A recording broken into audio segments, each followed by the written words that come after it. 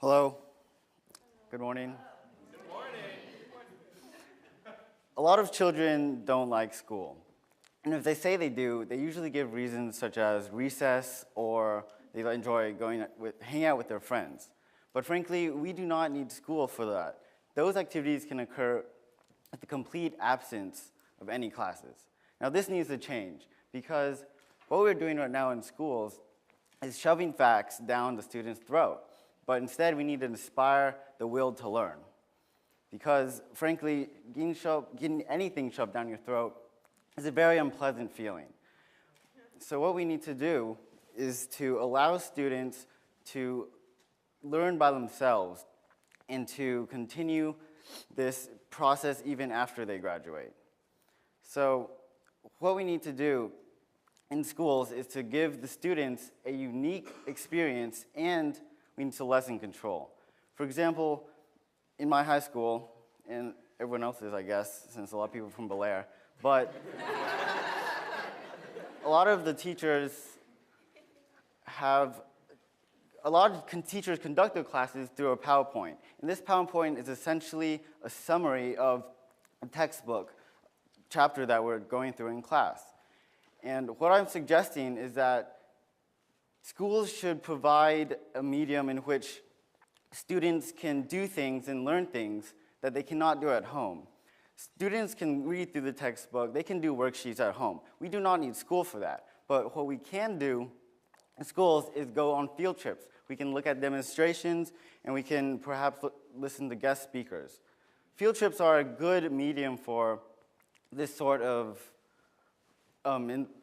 inspirational learning because it allows students to get out of the classroom, look at the world, and understand that what they're learning in class does have a practical meaning and does allow them to have output in an engaging way. And demonstrations, I'm thinking about like chemistry right now, but it also perhaps applies to other classes, is it gives teachers a way to engage the students, to attract their knowledge and interest before going off and doing a lecture. They could go ahead and do the more dangerous experience that they're afraid of students doing, dealing with fire, dealing with acids, doing the cool experience with explosions, and they'll grab the students' attention and allow them to learn. And with guest speakers, for example, Bill Nye, the science guy, he could go to elementary schools, middle schools, or high schools, and perhaps teach a class for a day, lecture, allow students to really pay attention because everyone likes Bill Nye, the science guy. Another aspect of school that is really detrimental to the learning experience is the GPA system. What this system does, in my opinion, is it transforms schools into a game in which grades, not learning, takes absolute importance. This encourages cheating, cramming, and all sorts of the frowned upon behaviors. And what needs to change is perhaps just getting rid of the system, or maybe making it on the bottom of our priority list. Because what this encourages is reluctant learning. And when people are forced to learn, they are less likely to associate learning with a good feeling. Yeah.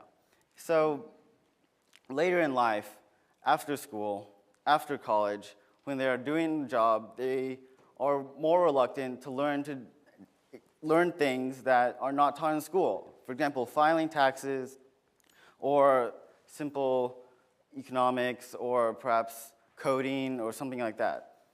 So when people exit the school realm, they are essentially left behind in the world, because in a world where everything is changing, theories are constantly being contradicted, and new theories are popping up. Dinosaurs have feathers now. They don't drag their tail. It's all changing.